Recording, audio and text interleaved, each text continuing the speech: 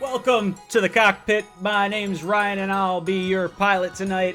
I'm joined alongside Jets X Factor film guru Joe Blewett. Joe, how you doing tonight? Doing well. We're speaking a little bit before we started recording and doing a ton of film right now, trying to get a ton of guys out. Exciting time to be watching new guys and break them down for all the Jets fans. So my time is pretty occupied right now. Awesome. Guys, if you have not hit up Joe's YouTube, Jets X Factor, it's down in the description down below. You'll find the link there to his Twitter as well as the YouTube channel. Definitely a great follow for Jets breakdowns. He knows his stuff. Guys, we're going to do a question of the day. We're not going to do the normal question of the day. Today, I'm going to push you guys to my Twitch page. So anyone who follows my Twitch page tonight will be entered into a raffle to win a shirt, hat, or mug from the Jets Talk store. Down in the description down below, you'll see a link to the Jets, or to my Twitch account.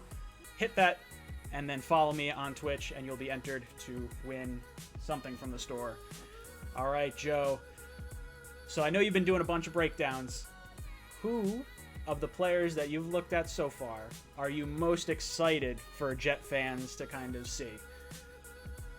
Yeah. And I know I'm gonna be excited about Brice Hall when I see him, and I was pretty excited. Marcus Coleman actually found me some All-22 from a bigger media guy, which I'm pretty excited about.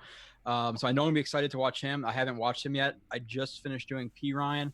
But in terms of like who I'm the most excited about, if you haven't been watching the channel, I would say it's Denzel Mims in terms of the value that he gives us for the position that he was taken. I think that everybody's excited about, Becton in the first round. But in terms of value, we expected a guy like Becton at 11, whether it be a Becton or a Wirfs or a Thomas, whoever's boat you're in, you expect one of the top tackles. But for Mims to fall, who was my number 5 receiver, and I think you could argue for him to be my number 3. And I spoke with Marcus Coleman. If you haven't watched that, go watch it. We both feel that he could be the best receiver out of this draft class. And I said that before the Jets drafted him in terms of the physicality he has, the size he has, 6'3", 207, the route running ability he has for his body frame. You see a lot of guys with his length really struggle to get in and out of their breaks, and he shows a lot of flashes of being able to get out of his breaks quickly for a guy at 6'3", so it's really exciting. He has to polish some things up for sure, but in terms of his size, the speed, the ability to make contested catches, catch balls outside of his frame, 33 and 7/8 inch arms, I believe it is long enough arms for an offensive lineman, so he has a really good frame. So I'm really, really excited about him. So if you haven't checked that out yet, then I would definitely check it out. In terms of the guys who I'm excited to do, it's definitely Brice Hall, because Brice Hall, I feel like, could have been a second or third round corner. We got him in the 5th round. Obviously, if this whole coronavirus thing wasn't happening, they can get a medical recheck on him. So I'm really excited for those two guys for sure. Yeah, I would have to say the whole coronavirus thing, where you were not able to have physicals or pro days or any of this stuff that you would normally have for a draft process, may have wound up working out for the best for the Jets, because there's guys that I did not think would be available. Hall is specifically the one. I wanted him in the beginning of the 3rd round. That when we did our little draft thing, I had it right up on the board. I was like, okay, 3rd round, Brice Hall. And then we didn't get him. And then it was like 4th round. I was like, come on. And then we go into the 5th round and we get him there. So I was very pleased with that. I agree with Mims. I'm very excited for Mims. I think just watching his highlights, and that's without me knowing too much about the ins and outs of his like route running and whatever. And I'm sure we'll get into that at some point tonight. We're actually going to show some tape on some players here. It's going to be the first time we're going to do it on this channel, and I don't know if I'm going to screw it up the first time, but we'll give it a go so you guys can get some of the knowledge that Joe drops on the on each of these players. Jets fan, Fins fan for life in the chat, always stirring up a bunch of trouble, getting Justin fired up. He winds up deleting his messages. Fins fan, you're more than welcome to be in here. You're just going to get a little hell from all the Jet fans in here. So have you taken a look at any of maybe some of the other teams in our division as far as how their drafts went, or who do you think, starting the AFC East right now, how would you sort of rank the teams, and where do you see some teams finishing? Because we just found out about the schedule 3-4 days ago. In terms of ranking them, I'm putting the Bills at number one. I know a lot of Jets fans probably don't really look at their roster and think it's that great because you kind of want to look at it with the green glasses on and not realize how good their roster is. But with what they were able to do last year, adding a number one receiver with Diggs to that roster, and just continuing to add depth on that roster, I feel like they are going to be the top team in the division, and especially considering how well they're coached, I think Sean McDermott is a pretty simple coach on defense, but the discipline they have on defense, it leads to a really good defense. If you're able to improve Josh Allen, which I'm not very high on, and he continues to take steps in the right direction, no matter how small or big they may be, I think they will be the number one team in the division. The Patriots, a lot of people are overlooking the Patriots, but listen, it wasn't necessarily their offense last season that gave the Jets big problems when Sam Darnold blew the whole seeing ghost games. It was their defense. So their defense hasn't changed too much. Like they might have lost a guy or two. We can go down the list, but they haven't lost a ton of guys. So I still think they're going to be good. I think we could battle them for the number two spot. I see the Jets anywhere from it could be anywhere from 6 wins to 9, I would say. I think the people who are 10 or 11 wins, I think they're a little bit too high on the team, especially considering the Jets roster and how young it is, with how much new guys they're bringing in, especially in a shortened offseason. It's going to be a little bit hard for them to necessarily adjust to each other. So I think they're young and they're growing and they're going in the right direction. I like how Joe Douglas is building, but I'm not expecting playoffs right now. Now, maybe they can make it. And I think if they had a 9-7 record, they might be able to do it, but it's not the expectation. The Bills are the number one, in my opinion. I think the Jets are fighting for number 2 with the Patriots. I think the Dolphins are the 4th team, but I also think the Dolphins, with all the additions they're making to their roster, with all the draft picks they have, with all the cap room they have, they're making steps in the right direction too. So it's gonna be an interesting division to watch. But I'm gonna say the Bills are number one, and the drafts. I think the Jets had the best draft, and that's not being biased. They hit most of the positions of need. Now there's a thing or two I would have changed maybe in the draft. Maybe taking Morgan later, or maybe taking a different running back over Piron, or whatever you wanted to do. I would have liked to add another receiver in the draft, in my opinion. But other than that, I don't really have too many gripes with it. So I really like their draft. The other guys I think did pretty well, minus the Patriots. I don't really like their draft. They drafted like 2-3 tight ends, whatever it was, and I didn't think they were really great tight ends in the first place. So I think they kind of struggled. And I think Bill Belichick actually gets a little bit overhyped as a drafter. You look at a lot of his rosters and his teams, he doesn't really do super well in the draft. So I think he gets a little bit overhyped. So I'd say they have the worst draft, but I still think the Patriots, even without Tom Brady, are going to be fighting for that number 2 spot. We just got to hope as Jets fans they don't end up with like freaking Cam Newton or something, so that'd be a problem. Oh man, yeah, that's kind of what I'm fearing as far as their quarterback situation, because they got Brian Hoyer and then they got Stidham sitting behind him, and I agree. The Patriots defense was what gave the Jets issues last year, not so much Tom Brady. Tom Brady did have his moments and everything, but I just don't. He very clearly to me looks like he has regressed. Whether that has regressed enough to get to the point where he's considered not a good quarterback, that's not the case, but he's clearly not the guy he once was. I agree. The Bills are definitely my number 1 team in the division. Dean in the chat wanted me to bring up that they only beat 1 winning team last year, so maybe the Bills aren't as good as we would expect, but I don't buy that. I think they're good. I think they did exactly what the Jets should have done last year. And we saw what Joe Douglas did this offseason with the free agent offensive lineman, drafting offensive lineman. So I think we're like a year behind the Bills, if that makes sense, in terms of team building. Yeah, and we kind of did what they did last offseason. Last offseason, you see they brought in a lot of offensive linemen. Now the Jets bring in a ton of offensive linemen, so they're trying to kind of replicate that. And I think the Jets, they have a really tough schedule, and I know obviously injuries, all this stuff, but if you look at the winning percentages of the team they play next year, it's definitely it's a tough schedule. So I think they're better than some people think, but I think they're worse than the Jets homers think, because listen, to be honest, last year they finished 7-9.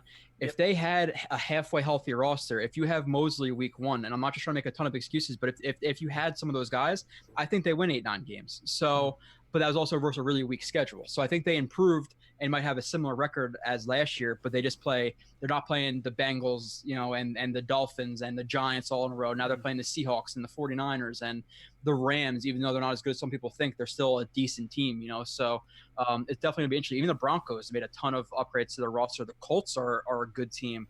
Look at their offensive line and what they added with what DeForest Buckner and some of the guys they added. So it's not an easy schedule. Even the games you look at, like the Broncos and the Raiders and the Colts, they're not easy games. The Cardinals have a ton of talent. DeAndre Hopkins, Christian Kirk in his second year. So it's a tough hill to climb. But I think the Jets they're definitely heading in the right direction. That's for sure. Yeah, when I look at the Jets and their schedule and how I sort of predict it, I could see anywhere. I think 6 wins is probably the floor. I think we get at least 6 wins this year, but I could see as high as 10 wins. There's weird games that I could see like it break. Like I could see us splitting with the Bills. I don't think we're going to beat them twice. I could see us beating the Patriots and the Dolphins twice.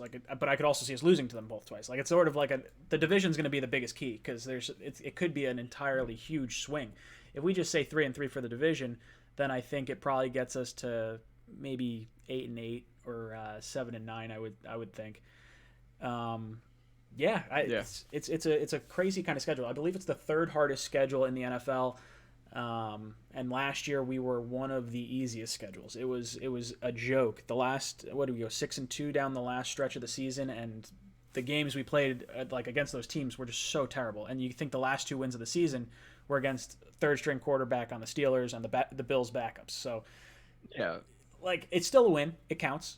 It's it's still a notch. You still have to play that. These are still NFL caliber players, but it sort of puts it in perspective a little bit. And I think this team's definitely a year away from making any real serious noise. You could see us sneak into the playoffs. I think at like if we can get to 9-7, we could sneak in with that 7th seed. I think that's a possibility. Maybe if we don't.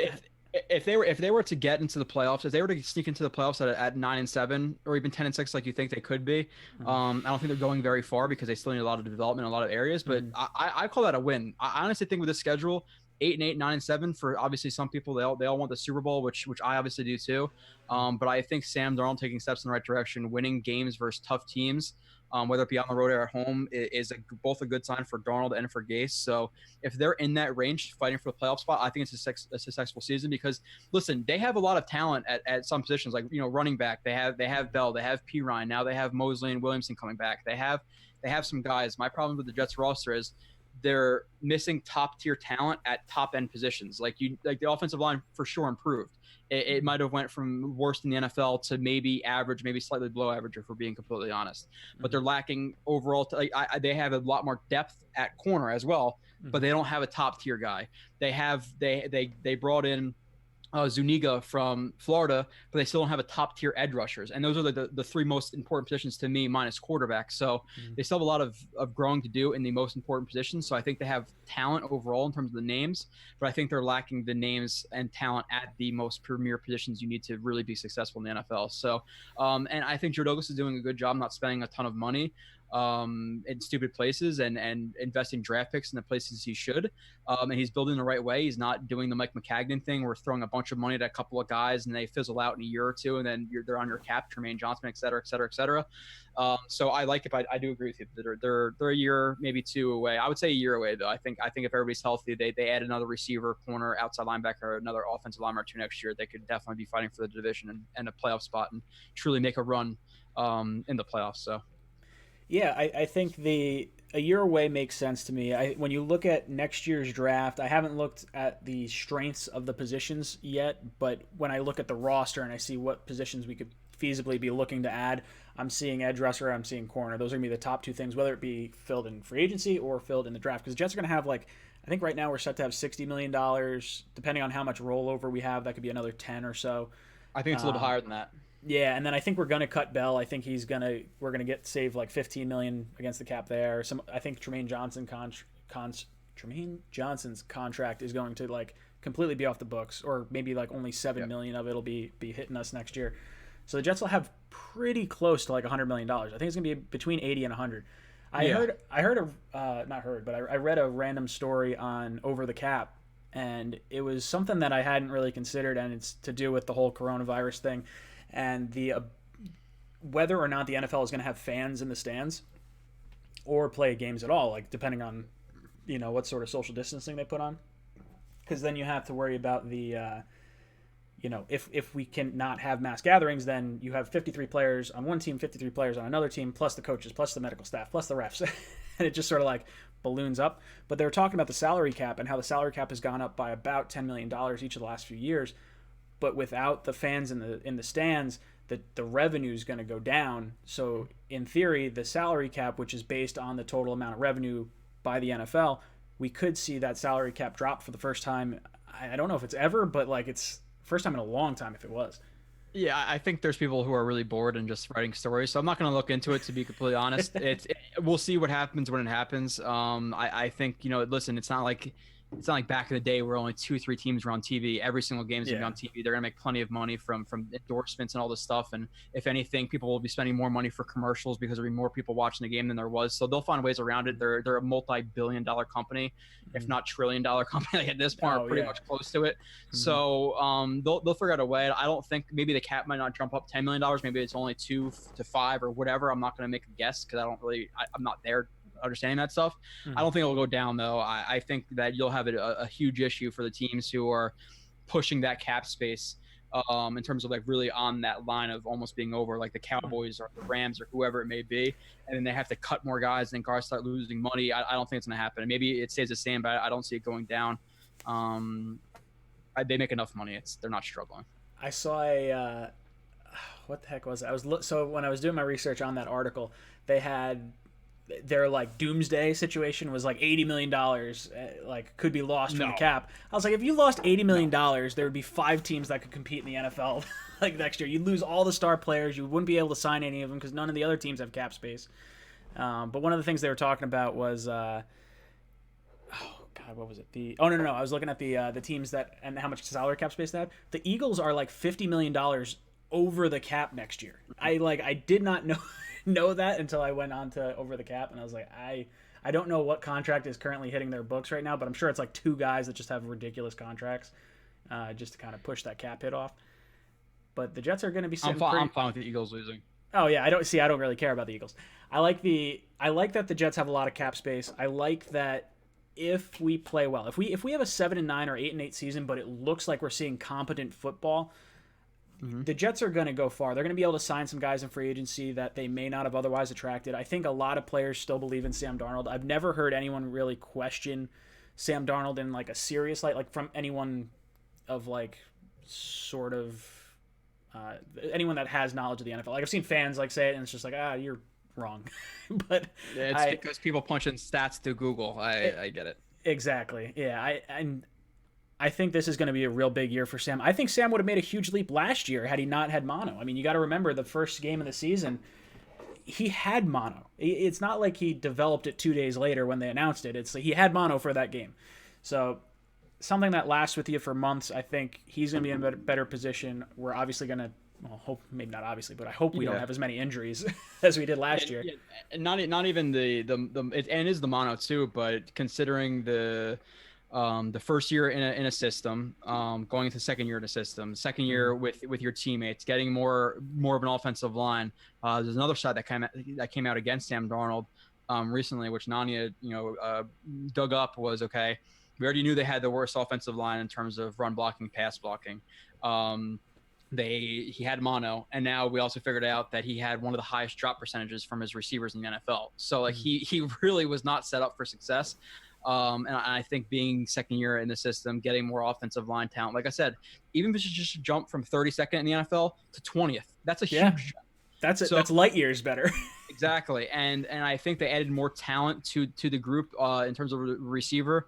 I would have liked to see them add a little bit more, to be completely honest. I'm hoping they look into just signing even like a 4th string guy, like a Taylor Gabriel or a Paul Richardson. I want a depth guy there because I'm not trusting Vincent Smith to be the number 4 receiver. I'm just not. So I'm hoping they make another signing there. I hope they use Le'Veon Bell a little bit more correctly than he was last year. But I think the receiver group has more potential than they did last year. I think Perryman. I think Robbie Anderson is better than Perryman, but I think people are overlooking Perryman. I know you watch that show with Coleman. He's not that far of a step down in terms of his physical traits and what he offers and his ceiling. He has a higher ceiling than Robbie Anderson. So if he keeps developing what he did during last season, even before those 5 weeks everybody talks about, because he was open the other weeks, he was just getting out targeted by guys like Jordan Howard and Mike you Evans know, and Edmonds and Godwin, etc. So he was proving a lot last year to me when I was watching the film.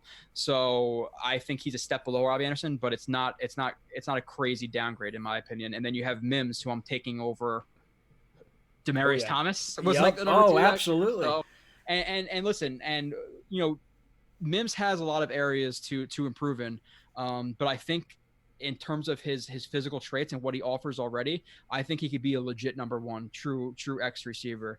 Like we talked about, you know, before, he has to improve on getting off a press. He has to do a little bit more in terms of manipulating corners, hips, and creating false steps off of the line.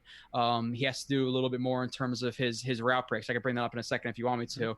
Sure. He has a tendency to, instead of really throwing his body down into his stop step, the first step to get out of your break, he has a tendency to lunge into it. And when you're throwing your body forward to either get backwards or sideways, you're obviously not helping yourself. So he has to do a lot in terms of his footwork, but he has really good potential with that, because there's some routes that I saw him run poorly where he's not committing to his second stop step. He's leaning out of his breaks. His eyes are out of his breaks, but he's still getting out of his break fast. So if he starts committing to his break, learning how to not lunge into his break, he'll be able to run routes really good for a 6'3" guy. And then you're looking at a guy who can run routes, a guy who could catch balls outside of his frame, a guy who has 4.38 speed, a guy who has size to box you out. He could be a true X receiver. And I compared him to AJ Green. That's what I feel like his body type is like, the way he plays is like. Whereas guys who I had ranked higher in the draft, you know, Judy and Lamb, I feel like Judy is a Diggs, Keenan Allen type of guy, really good route runner, can catch some balls, but is not like a true, like, you know, you're talking about the Odell Beckhams, the Julio Jones type, like the true X factor type receivers. I don't feel like those guys can reach that ceiling where Mims could. And I'm not saying that I would take Mims over Judy, because I feel like they're more safe players, but Mims' ceiling, I don't see a lot of receivers in this draft. I in terms of his actual ceiling, I think he has the highest ceiling of the receivers in the draft. So I'm really excited for him to join the team. And I put on the show where I was doing the Mims review. Second day, I was saying I want Mims. Like, Mims is my number one guy. There's nobody's falling. And I saw everybody talking about it. Everybody has the same feelings. Yep. Holy shit, he's there at 48. Take him. They trade back. Everybody's like, oh no, we just really screwed now. He's there at 59.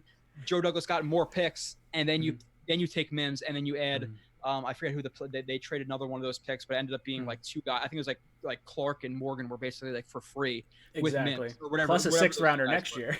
Plus a sixth rounder that I believe they actually traded the Patriots for Demaryius Thomas, if I'm mistaken. So Joe Douglas killed it. Now there's some areas that I feel like he could have improved. Like, there's some guys who people are really, really high on who I think have a lot of room to grow. Like Ashton Davis, I like his physical capabilities. I just put out a show about him like 3-4 days ago. He has a lot of room to grow before he could be a true center fielder for the Jets. He is super raw in both coverage and understanding how to take correct tackling angles. His eyes are late. He gets looked off by quarterbacks a lot. He has really, really good physical tools, but in terms of the knowledgeable mental side of the game, he's nowhere near ready. So, and I'm going to be upfront and say what I think, but I don't think he's the automatic replacement for May this year. People are, let's get rid of May now. He cannot play May's role right now. He needs way too much development. There's a reason he was taken where he was taken. I'm high on him, but there were some things I would have changed about the draft. But overall, like I said, I think it's an A- type of draft for me. I was super excited. Not like where I was watching McHagg and Izek draft. I was like, Darius Stewart? Like, what? Like, who? What? Like, really? Who is that guy? Exactly. So I'm excited about Mims. If you want me to, I'll pull up one of his crazy plays. I'll just play this in the background. Talk about him.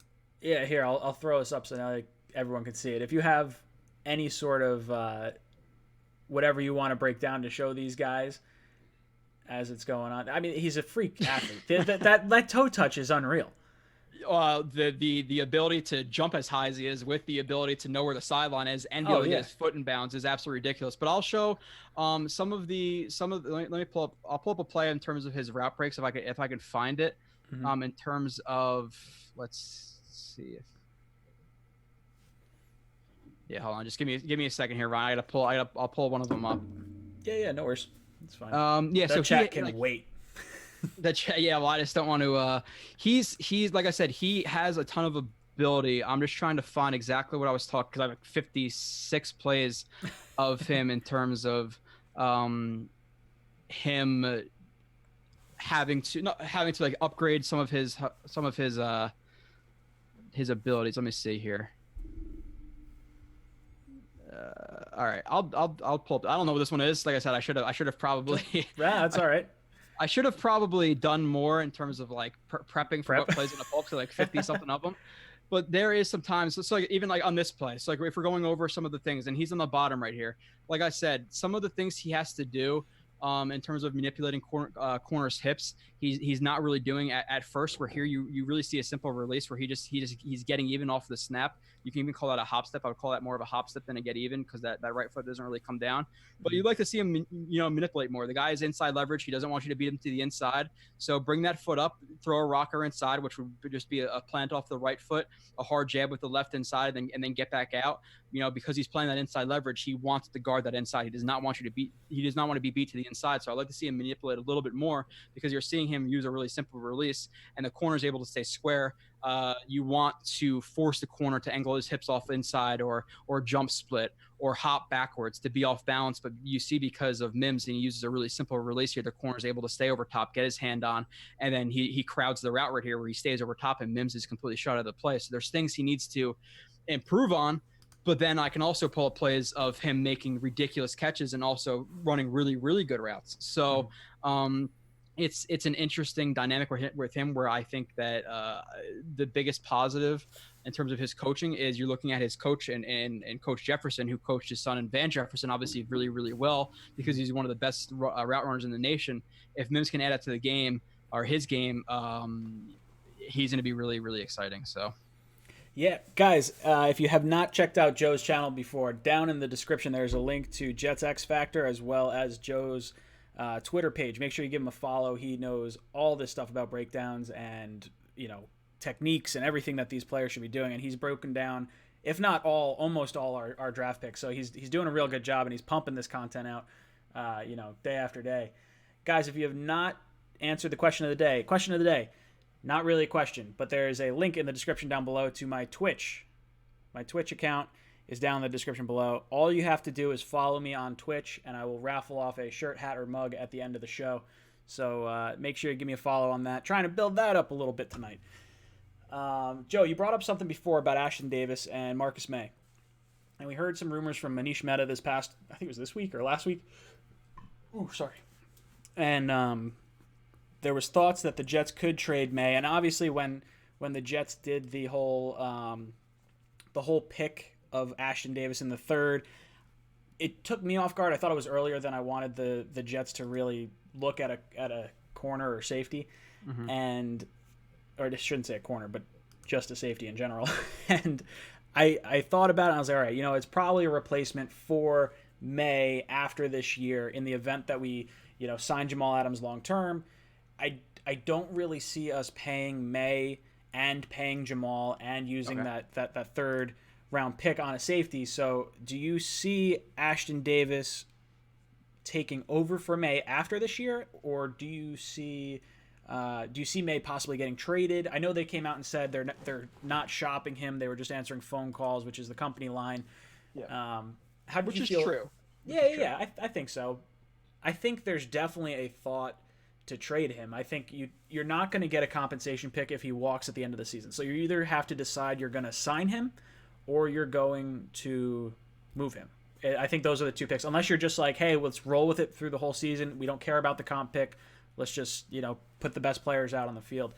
James Carney, thank you so much for the super chat. If you could take one player from both the offense and defense of the two AFC championship teams we had to help these Jets, who would they be? Can't say Darrelle Revis. Ooh, that's an interesting question. All right. So, Joe, who would you, before we get back into the May question and the Ashton Davis question, who would you take from those teams? For me, I'm probably taking, it would have been one of the offensive linemen. So whether that be like a Faneca or Damian Woody, or I love Brick and I love Mangold. I would probably be Mangold. I love Mangold. He's just so good. Yeah. That would be my offensive player, I think. Okay. Defensive. Calvin Pace. I like Calvin Pace a lot. I like him, but he was never like, I don't know. I always wanted him to be more of an edge rusher than he always was. Mm-hmm. And like he was fine. It was just, solid player. I would probably take man. Bart Scott during that time was a lot of fun to watch. The whole can't wait game was just like, you can't stop a nosebleed. And like, David Harris was so huge then too. I don't know. Who would you take? Offense, defense? I'm trying to think of like in terms of, okay, am I taking them for 1 year? Am I taking them for future development? Because it might be different. If I'm taking them for if I'm taking them at their age and like future development stuff, I'm probably gonna say Mangold. Because all the other guys like Faneca and Moore and Woody were kind of towards the later part of their career, where Mangold still had another couple of good years. Brick was good, but to be completely honest, I think Brick was a little bit overrated by Jets fans. I feel like he was a really solid tackle, but he's never like a true like pro ball, all pro, really good type of guy. He was pretty limited in terms of his strength, where Mangold was a top 5 type guy. So I think if you took Mangold to this team, you kicked McGovern over to left guard or right guard, where he's comfortable playing guard positions as well. That would be a huge upgrade for the line. So I'd definitely say Mangold. And then probably for the defense, there's really no guy I want in the front 7 because the Jets front 7 is really good right now. I guess we were swapping someone out. So Bart Scott would not be the option there. Maybe Antonio Cromartie, prime Antonio. Yeah, because like the safeties are fine. I think the safeties are better than what you had in those years. The defensive line, all that stuff is completely fine. Jason Taylor was on that team, wasn't he? He was 2010, I think. Yeah, but you're getting Jason Taylor when he's like the last year of 36 career, years old or something. I would say it was probably Cromartie, because Cromartie still had another 2-3 good years, and having even a solid number 2 right now on this team would be great, because I like what they did at corner. I still like I would like for them to add another person. If they don't add Warford, I would like to see Logan Ryan. I like Warford a lot. I wanted him, I think 3 or 4 years ago when the Saints signed him, and I don't know what he's going to fetch, but if we could cut Winters and sign Warford, that would be my first move I think I'd make. I've said I want Vinny Curry or Everson Griffin, but I like the offensive line a little bit more, and I think he's got a little bit more to offer. Yeah, because offensive line means the most for Sam Darnold. That's what we really want, is Sam Darnold to develop. But so I would probably say Mangold and Cromartie. But yeah, I would love Warford. And a lot of people I see it in the chat, I see it all over the place. The Jets play man. They play more zone than man. When Greg Williams he has the corners he wants. He wants to play aggressive, Tampa 2, press in your face. He'll run cover 3. He'll run cover 1. He'll run cover 4. He'll run cover 6. He'll run 2 read. He'll run a bunch of different things, but he likes zone corners, press up in your face guys. So a lot of people say that Logan Ryan wouldn't fit the Jets because they run man. That's not true. So I see people in the chat saying that. I'll call anybody out. I don't care. So Logan Ryan would be a fit. Now the question with this fit is not man versus zone. It's you have a slot guy in Poole, so which one of those guys flexes out to the outside? So that would be the only question with him. But I think adding a corner like Logan Ryan, I think even adding a guy like Denard or adding a guy like Kirkpatrick would be good for this team, because like I said, I like that they attack the corner position, but they don't really have a true number 1. They have Desir, they brought in Quincy Wilson, they brought in this guy, that guy, but I don't think they have a true number 1, number 2. Desir, he gives me vibes of like a 2017 Cromartie, Morris Claiborne, where he's solid and he does the job, but he frustrates you sometimes. But he's not great; he's just okay. And a lot of people talk about Austin. Austin's had an extended injury history. 1 and 2, he played in 3-4 games last year, and he ended up getting benched. So he got benched in the Steeler game. Exactly, for guys who are like Marcus Kennedy, like whoever was on the team at that time, like guys who were on practice squads or shouldn't be on rosters, to be completely honest. So I feel like they need a true corner. So if they're looking for agency for any like options, I would say like obviously Warford's my number 1. I would say Logan Ryan's probably my number 2. Look at receiver, look at maybe a guy like Vinny Curry or Griffin, whoever it may be. But I don't know how we even got to that. I think it's because we started talking about adding players to the team. Yeah. Oh, for sure. That's all right. We could. It's my show. We could throw it all over the place. What do you think about? So you were talking about Vincent Smith possibly, or not being comfortable with him being the 4th receiver. Yeah. So we have, if we're talking, 1 through whatever, you got Perriman, Mims, Crowder as the top 3. What do you think of Josh Doxson? Like, former first round pick. I wasn't very high on him. I think the most yardage he's had in a season is like 500 or 600 yards. If we can get 500 yards from him, that plays a part that we need. But do you see him as a 4th receiver, or do you think Vincent Smith would be more? I think he could be. I think coming out of college, he had all the ability. But what I've heard from his game was that he was lacking in terms of the want to. to really develop, and he kind of just turned into another Jag player, just another guy. That's just a guy, Jag. yeah. So, yeah, I think he could be, but it's a huge question mark. Does he want to be? So, do I feel comfortable with him at 4? No. Do I think he could be the number 4 if he develops? Sure, especially if he offers us 500-600 yards. Like if he offers us those sort of seasons, maybe. But I still don't feel comfortable with it. Like I said, I would still like a Taylor Gabriel, or a Paul Richardson, or whoever it may be, because you can have injuries. Like Mims has had a broken hand before, which, by the way, he had a high drop rate his junior year, but his senior year he actually had a lower drop rate than both Jerry Jeudy and CeeDee Lamb. So for all those people out there, he didn't really have a drop problem. So I think it was like 8 drops with a broken hand. I think is what I think he had 20 drops total in his career, and I think 8 of them were with the broken hand. Yeah, exactly. And even like last year, like he had the second highest catch percentage of contested catches in the entire nation. So yeah, he got a ton of contested catches because Baylor just liked to run him on vertical routes and run him on fade routes, and he had to make a ton of contested catches. So yeah, he might have an extra drop or two, but that's because he's getting more contested balls than a guy like CeeDee Lamb, who was consistently running open in Oklahoma's system, and that's why he worried me a little bit, because I didn't see a lot of stuff off the line from him to really warrant that pick for me. Like I didn't like him as much as other people liked him because he showed a lot of yak ability, but how much does yak translate? He didn't really run a ton of routes, or they were open, and how much does that translate? Where in the NFL you're going to see a lot more press, so he worried me a little bit. But yeah, Mims, I'm really happy with that pick, but again, I don't know where we're going with that though.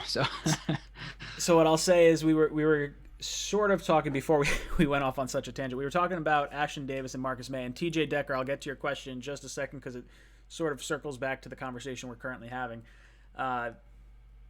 The Ashton Davis, Marcus May. What do you think the Jets do with May? Long term, like after, are they gonna trade him? Do they let him just walk? Do they re-sign him? What do you think the plan is? Yeah, so I think it honestly depends on Ashton Davis. I don't know if you have it pulled up here, but he's a guy who he offers the, like, if he develops, and he's right here. If you see my mouse, I don't know if you could see that. Yep. I don't know if it's on the screen. Or you can see my mouse circling around him. Yeah, they should be able to. So he has the range to do it, and he has all the physical capabilities. He's faster than Marcus May, and he has that true cover one ability where Marcus May is solid, but he doesn't offer that true ball hawk ability, where Ashton Davis does. But he also needs a lot more in terms of development. If I'm going to pull up a play here, for him to just be the starter next year, and I think he could be that guy, but he needs to develop in a lot of areas. So I think it's really dependent on Ashton Davis, but I think he could be. Now, maybe if he doesn't develop, they offer Marcus May a 2-year deal and let him continue to develop. But I think the real plan is, okay, you develop him this year. He's obviously pretty raw in some areas. I'll pull up another play once I'm done talking. But he has the capability. He needs development. He was a walk-on. He didn't play football for a lot of his life. Really just started playing in college as a walk-on. So a guy who just started playing football a couple of years ago, it's a hard transition to just walk right into the NFL as a starter, even in year 2. So I think he could do it. I'm not betting all my money that he does, but I think that's the plan for the Jets drafting. Cause I expected him to draft a safety. I didn't expect him to be in the 3rd round. But listen, if they feel he could be that true cover one middle of the field safety for their defense in a year or 2, then I'm completely fine with the pick. I just thought it was a little bit early. I think he's more raw, I should say, than people realize. But he definitely has the ability to do it. So what was I gonna say? I would like to see if the Jets could hold on to May. I would love to see like a Jordan Jenkins or a Brian Poole style contract where you get like a 1-year, $5 million deal. You get him back and let him prove himself as, maybe he wants more money or whatever it is. That's sort of what I'd like to see out of May. I like him. I would like to see him back instead of, seeing him walk away. TJ Decker, thank you for the super chat. He says, how do you guys think the secondary will do as it stands today? So, Joe, I'll kick it to you first. What do you think about the Jets secondary? Yeah, and just to quickly, and this is a lot of what you see with him, and I'm not pro with strengths and weaknesses. A lot of what you see with him is flat feet at the top of a route break. You see him reach for contact. You see him try to jam while not bringing his feet. You see him lock onto the quarterback's eyes too much. And A lot of people don't have the film, so they don't see the stuff on the highlight tapes. Listen, you can type in highlight tapes of Stephen Hill and get some good highlights, and people get excited about him. But you need to watch the film to actually see what they're doing. And you see him right here. He's a near deep safety. They run cover 2, and there's too much of this type of thing to his game where he does a good job after the quarterback scrambles out to the left. He does a good job to get downhill and match that guy coming across the field. But the problem with this is once you're on a guy, you're on him. Now that he's in your zone, you're in man.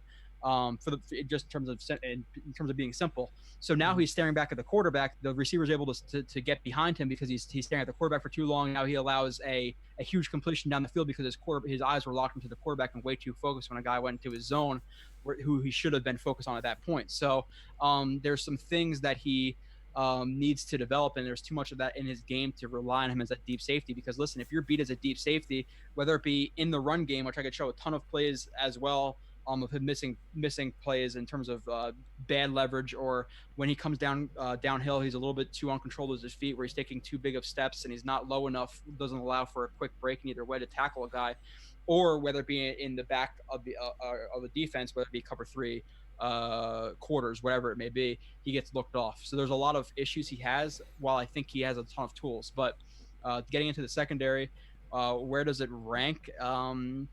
It's an interesting question, because how much was the Jets really secondary tested last year when you're playing, like you said, guys like the Pittsburgh Steelers, like third stringers, Mason Rudolph, and then you're playing guys the Dolphins even like Andy twice. You got the or the Dolphins, or whoever it may be. Derek Carr, who I think is not a good quarterback. So they were largely untested. I think the safeties that they have, I think Marcus May is a solid safety.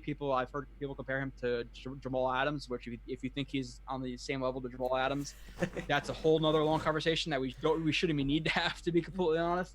Now, do you think Marcus May is more? I feel like when I look at Marcus May and I watch him play, he feels like he's not so much a free safety as much as he's like a strong safety that can play aspects of a free safety. I don't know if that's like accurate at all, but it's just sort of the vibe that I've gotten from him. Yeah, he's kind of like a do-it-all type guy, but an expert of nothing. Where he could play, he has some range, but not great range. He could be in the box, but he doesn't have like great power to be able to take guys down. Like he's good, but he's not that true deep center fielder that you really want, where he's going to be able to work from hash to hash and pick off a seam route from the opposite side of the field if his guys that he's looking at work underneath and the guy from the opposite side of the field works over top. Like he's not one of those guys, where Ashton Davis is one of those guys. Now it's easy to say, okay, he could be one of those guys with the skills he has, but to be able to have that recognition to see route concepts developing in front of you and then flash your eyes to the opposite side of the field and see leverages. Okay, my guy's in trail. He's not supposed to be in trail. This guy is breaking deep. He's showing a deep route stem. I have to get over there.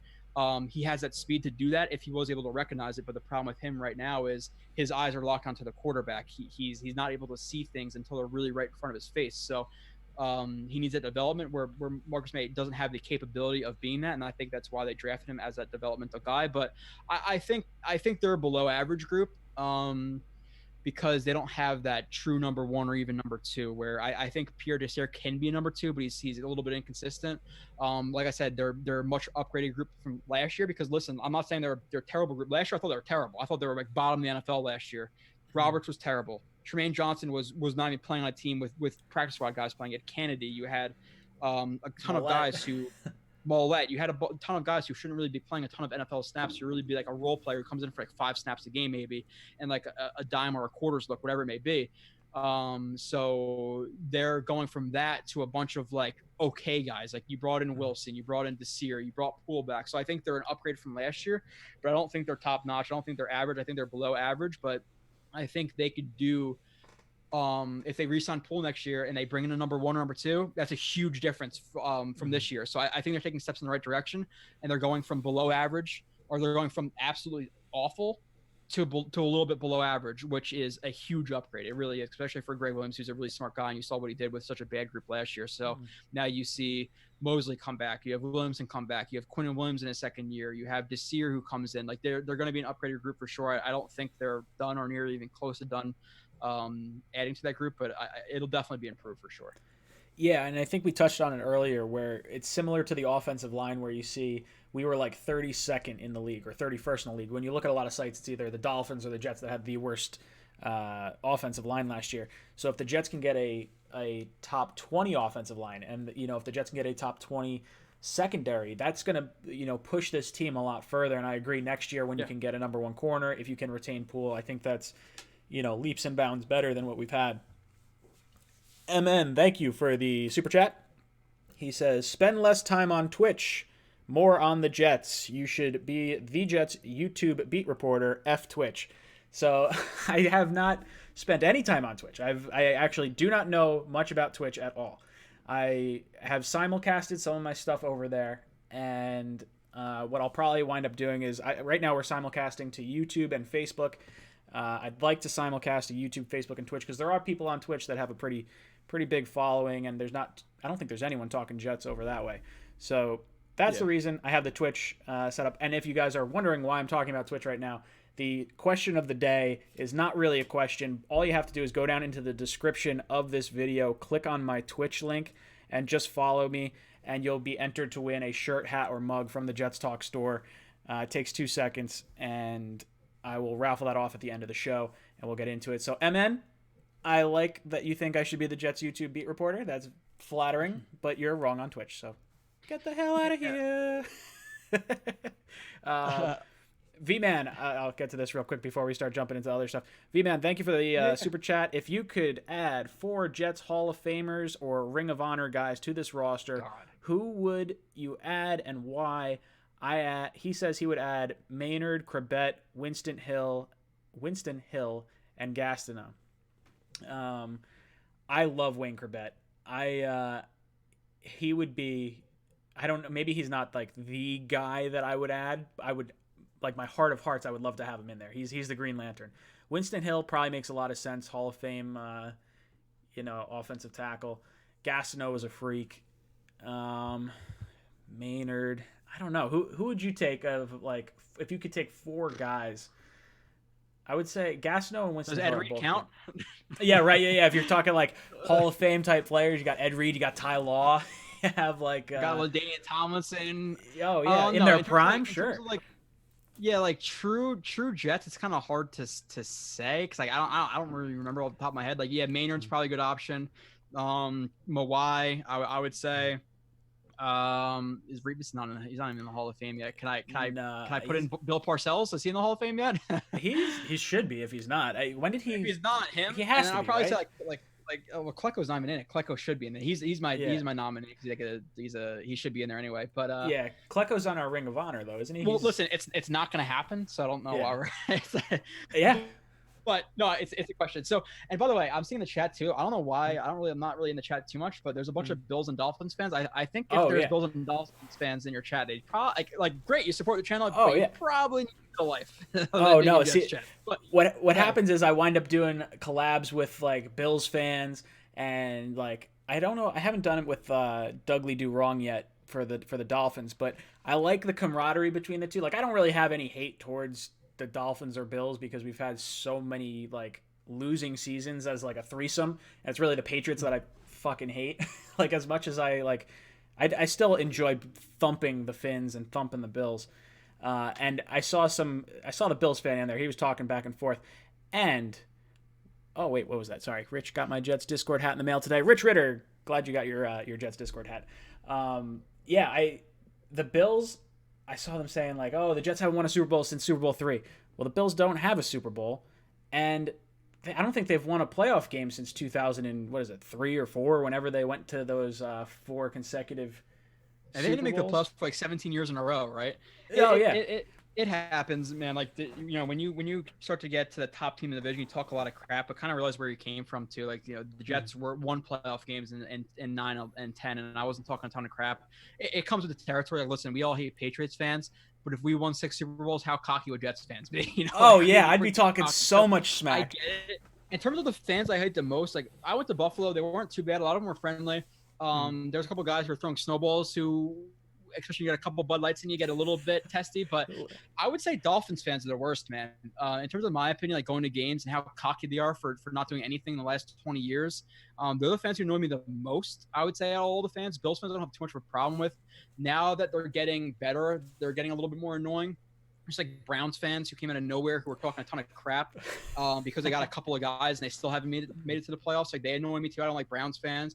I don't like Dolphins fans. I don't like Vikings fans. The Vikings fans, I remember going to that game, and that was not this last season, the 2 seasons before that, and they were doing the skull chant all over the stadium, and that was bad news, Bears. But yeah, I don't like Dolphins. I definitely don't like Dolphins fans. They're way too cocky for doing absolutely nothing. They talk a lot of crap. So I enjoy beating them, and I really hate losing to them.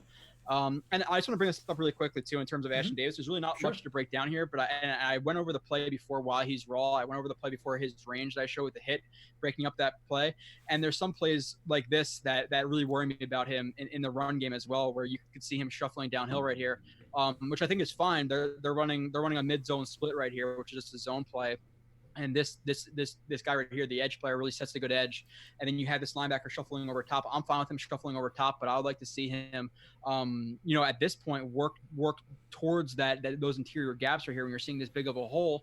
But his problem is, because he's so raw, he gets distracted by the crack block right here coming from this receiver. He ducks his helmet into this receiver, and he blows up the receiver a little bit. But if this defensive lineman right here, not number 93, wasn't able to scrape over the top right there and make this tackle, and Ashton Davis is there, look how much room there is. That might be a 60, 70-yard touchdown right there. So there's some plays that definitely worry me about Ashton Davis, where I don't think he's going to be that guy to jump in right away for the Jets in terms of the secondary. I just wanted to show that really quick, just to show his rawness, give some backup. I have like 32 plays of him breaking down with a guy who played in the NFL. If you want to watch it, you can. But yeah, in terms of like I was talking about the fans because they need to get out of the chat. I see him in here. Giants fan that sees me in chat. Trevor, yeah, I'm saying hates Giants fans. I don't like Giants fans either. There's a ton of them, but I would say in terms of the division, the Dolphins, I think, would be the absolute worst. If they start winning, how cocky their fans are for how bad they are and how bad they've been. If they start winning, oh man, they are the worst. Like, Patriots fans, I hate them because they're so entitled and they have those 6 rings. But listen, man, if they earned them, if me and you, everybody in chat had those 6 rings, how bad would we be? You know, dude, like, so I would be talking so much smack. Exactly. So when they do, you kind of got to understand where they're coming from. Dolphins fans talk crap like they still have Dan Marino. You know, I hate fans, but. MN, thank you for the super chat. He says Josh Allen has the accuracy of a midnight piss after getting lucky. That might be one of my favorite comments that I've seen pop up. That is so true. Yeah, that's probably the favorite comment I've ever seen. Yeah, that's a good one. Dude, he's got a howitzer for an arm, but the guy just I cannot watch him and feel comfortable, when the play has to rely on him. Like he will have some amazing plays. His legs are incredible. His strength is unreal.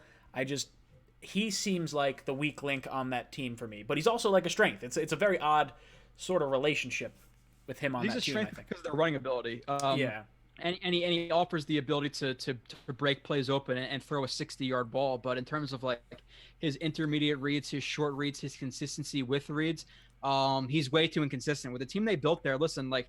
And I like the way the Jets are going, but if you replace Darnold and Allen last year, if you give Allen the 32nd ranked offensive line, one of the highest drop percentages in the league, he's going to look a lot different than he is in Buffalo. Where if Darnold had a good offensive line, there's plenty. Like look at Josh Allen's highlights.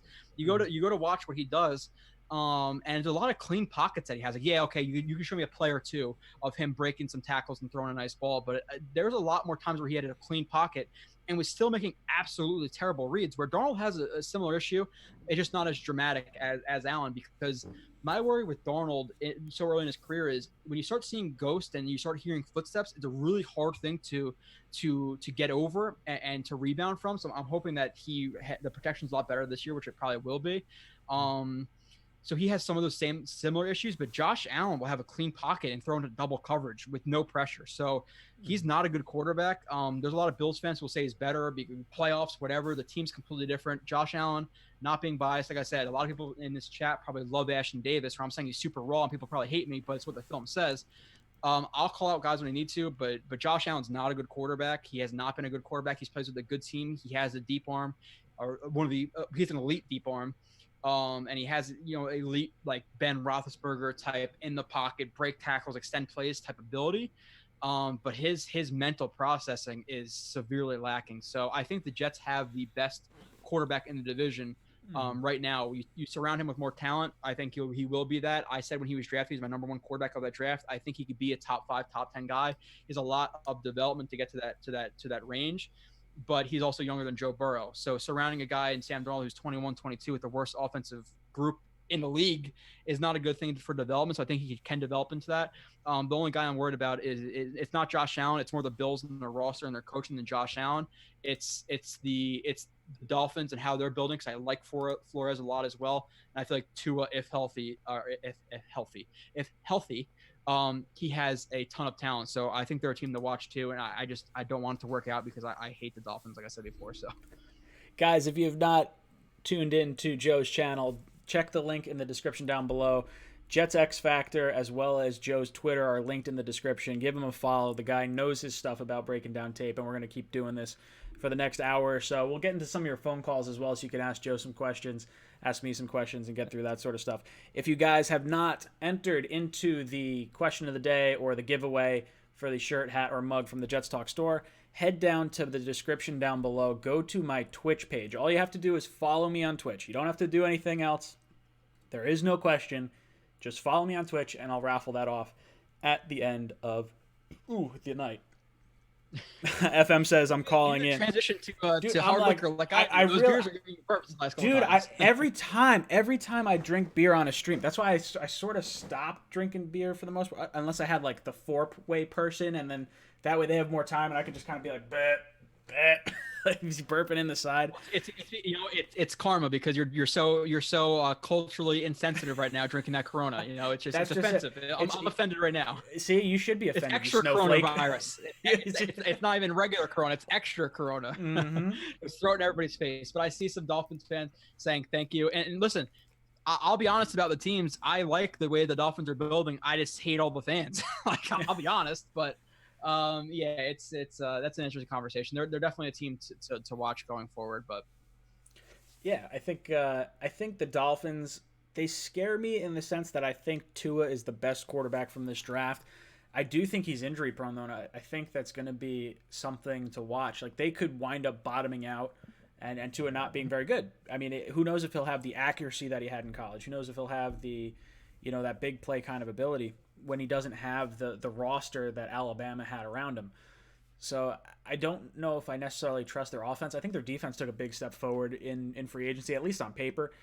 The Bills, I like the Diggs at. I think that was important. I think that team is going to be the top team in our division. The Patriots, I don't know what to think. They've won so many games without Tom Brady as their quarterback that I really think Belichick is the mastermind of that whole ship there. And you brought it up earlier with the whole drafting. He hasn't been very good at drafting, and I think that's probably why he trades back all the time with those second, third round picks and everything, and he just tries to get a ton of darts to throw at the dartboard, because all he needs is, like, if he has 10 picks, if he gets 2 that stick or 3 that stick, and he consistently gets that and then winds up plugging in guys that he sees fits his system afterwards, he's going to be fine. I hope they don't get Cam Newton. You brought that up earlier, and one spot for Cam Newton that I hadn't really considered, and I think it was Field Yates maybe that tweeted it out today. He said that if Cam was willing to take a contract similar to Andy Dalton and similar to Jameis Winston, you could see him back up Russell Wilson. And Russell Wilson has never missed a game, but that would be an interesting spot for him to land. Did Jameis Winston already signed with the Saints? He did. I'm talking about Cam Newton. Oh, Cam Newton. Yeah, well, if Cam Newton wants a starting spot, then going to the Patriots. That would be going to the Patriots. I think. Do you see Belichick wanting to bring him in though? That's what I was going to bring up. Like I think their personalities might clash a little bit, because of you really need to be like a disciplined player at any position to play with Bill Belichick, especially quarterback.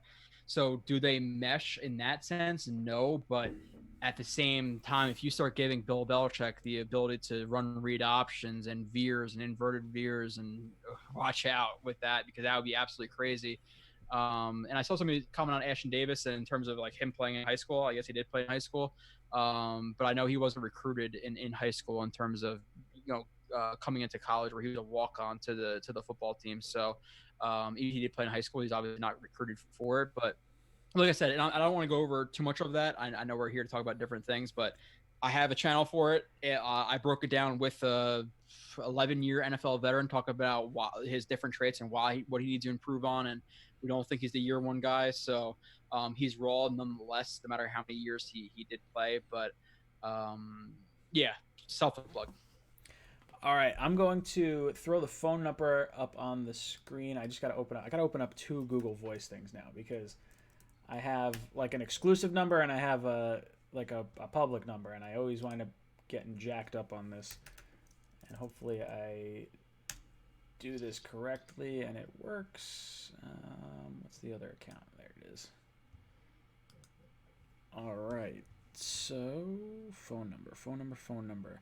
Guys, when you call in, make sure you keep your questions short because Joe's not going to be able to hear them, and I will have to reiterate the question back to Joe. FM, I'm looking at your thing. Beers. Jets fans are Heineken. Dolphins fans are Corona. Pats fans are Sam Adams. Bills fans, Natty Ice. I would hope the Jets are not Heineken. I'm not a big Heineken fan. I would like to believe we're like, I don't know. What would if the Jets had to be a beer? Is there a disappointing beer? I'm a big beer snob, so I like German beers and stuff like that nobody's ever heard of. I agree. I saw something in chat say that the Corona's bad. I don't like Corona either. Mm-hmm. The bad, I think the Jets are like a smooth, reliable, up and coming beer. Like my tailgate beer is Miller Lite. I like Heineken though too. I think Heineken's a good answer. It's free, etc. But Dolphins are like the cheap beer, everybody in Miami, all that stuff, like a Natty Ice. And then the Bills are like a tough American beer that's kind of trash, but some people still like it. So that's like a Budweiser. They're Labatt Blue. They're Labatt Blue all the way. They're basically Canada. I would put the Bills are Labatt Blue. I'd put the Jets at, I guess, Heineken because they're green. I don't know. I don't like Heineken. I can drink Heineken. No, it's okay. You like fake beer. It's all right. I like citrusy type stuff. So Blue Moon, Corona, Shock Top, Hoegaarden, all that sort of stuff. I'll drink anything. My buddy D-Mac is in the chat. He says the Jets should be Genesee. I think that's what he's saying because Genesee Cream Ale is Genesee. Genesee Cream Ale is a green can. Oh yeah, it's a green can. It's not a very good beer. It's very disappointing. So it does fit with us, and it's green and white. It's not. I mean, I've had it. It's all right. I like. I'm more of a. I like IPAs. So Goose Island has kind of been my beer of choice. I'm out of it right now, but I'll do their Goose Island IPA. I had a summertime IPA, and then I think I had a. I can't remember the other one. I had there was like 3 that I've tried recently, like within the last 2 months, and just everything I have by them is fantastic. Corona was more so, we're in this whole Corona pandemic, so I'm like, well, irony and whatnot. I don't believe you. I like Corona. No, don't get me wrong. I like Corona. Loaded Coronas are going to be my signature drink at my wedding, so that is, I will 100% fess up to that. Guys, the phone lines are open. So if you guys would like to call in and talk to Joe and I, those are phone number is on the screen.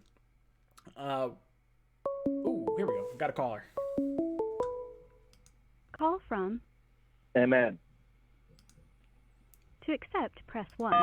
Hey, what's up, dude? Welcome to the cockpit. Hey, how you doing, man? It's Amen. I got a quick question for you. Sure. Do you see any trades or signings sort of coming out of the blue before the season starts? Anything that you might be onto that we don't know about yet? Ooh, okay, good question. So he asks, do we see any trades happening before the season, something that we might be kind of eyeing? And let's open this up maybe broader than just the Jets. We'll talk mainly about the Jets, but is there a trade that you can kind of see brewing potentially with any of the teams in the NFL that might, affect how we look at things? I think the biggest trade that's going to happen is Ngakwe. I don't think that's necessarily how Joe Douglas does business in terms of giving up a high draft pick, plus giving up a big contract. So even though I would like that to happen for the Jets, obviously, hopefully, hoping that the draft compensation is reasonable. I think that's the biggest kind of chip to fall in the NFL right now in terms of other trades.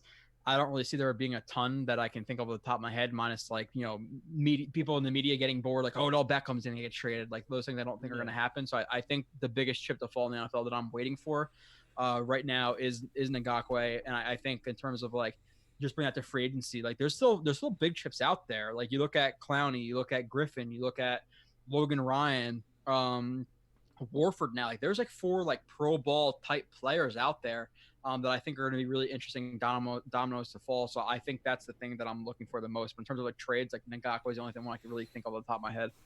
Yeah, he's someone that I would really like. He's someone I thought was going to hit free agency because I didn't think the Jaguars were going to be able to make enough cap space to franchise tag him, and I would give up a lot for him. I would hope not to give up a first, but if I could give up, say, a second and Marcus May for him, I would do it in a heartbeat, and I wouldn't think twice about it. I'd pay him, $19-20 million, whatever he wants. I think a 25-year-old stud pass rusher that's really just hitting his prime is so valuable, and it opens up your first-round pick next year to be a top corner or to be, insert any other top player at your pick. Yeah. That I would say that would be my choice. I think Ngakoue is the one. I could see Odell getting traded. Odell's not coming to the Jets. I know he said that he wouldn't mind playing in New York, but he had the whole based on what Joe Douglas has been doing recently in terms of the players he's bringing in, I don't see Odell being a fit. No, it's all he's signed 5 captains in a row in day 3 of the draft. He's brought in like high character guys across the league. Frank Gore, adding him. I love the move. I don't know what the money is for it yet, and I don't really care because I don't think it's gonna be a whole lot. I think he played for like $2 million last year and $1 million the year before that. So just having an extra body on that line that can show, these rookies and young players how to be a pro, and even just someone that's also in Adam Gase's corner, like someone that can speak positively about Adam Gase and his system and his personality, because I think there's going to be some guys that had allegiances with Todd Bowles. I think you're going to see some allegiances where they might say like, oh, hey, Greg Williams, knows a little bit more. You don't want to have any kind of division. And if you could have more guys that are buying into the system, I think that's important. So Ngakoue is definitely the guy that I would hope we'd get. And I don't see many other, I don't think Joe Douglas wants to trade in general, other than for an elite talent. I think he values those draft picks really highly. Yeah, I think honestly, just in terms of what he's doing so far, I think outside linebacker is gonna be something that's gonna wait till next year. But I still think that he can make moves at the other positions we were talking about. Whether it be one of the, I think a receiver. I think that 4th guy, Gabriel. I would like Gabriel's my top guy. Adding him at receiver, no matter what happens, I think is a must. And I think adding one of a Logan Ryan or Warford is what I really, really want to happen. I think if you could plug in a big hole at one of those 4 top tier needs at one of those top tier positions would be a really good thing for the Jets. So I'm hoping that one of those can be filled. And I think the Jets definitely did bring in some guys at offensive line in terms of like their depth. But listen, if you don't want Warford over Van Roten, Winters, or Lewis, who Lewis was decent last year for the Jets, but I would still call him below average. And there's a lot of plays you look at last year where big run for whoever, a big pass for 40 yards, holding. Who was it? It was Alex Lewis. So he had issues with holding last year and penalties. So I don't think he's a long-term at left guard. I don't think they have a long-term answer necessarily at right guard. And I think Cam Clark will be the answer at one of those positions. So let's say that's left guard. Let's say that's in the middle of this season. If you add, Warford, let's say at right guard, 'cause I think he played right guard for the Saints. You add him, and then you have Van Roten and Lewis compete at left guard. You cut Winters, and then Cam Clark takes over. But then guess what? For the next couple of years, you have Becton, you have McGovern, you have Clark, and you have Warford. Warford's 28, going to be 29, but offensive linemen aren't running backs. They could last into their mid-30s and still be solid. Now you're going into next year with really maybe only left guard and right tackle being your huge needs. So thank you for calling in. Sorry, I got a call. Thank you for tuning in to the cockpit. What's on your mind? Hi, it's Albert. I had a two quick questions. Yeah, shoot. One is that, I don't know if you know, but Quincy Enunwa and Josh Bellamy both are not playing for this year. So do you think that if we could sign someone in a replacement for them? Okay, good question. All right, so the caller was just asking about Enunwa and Bellamy.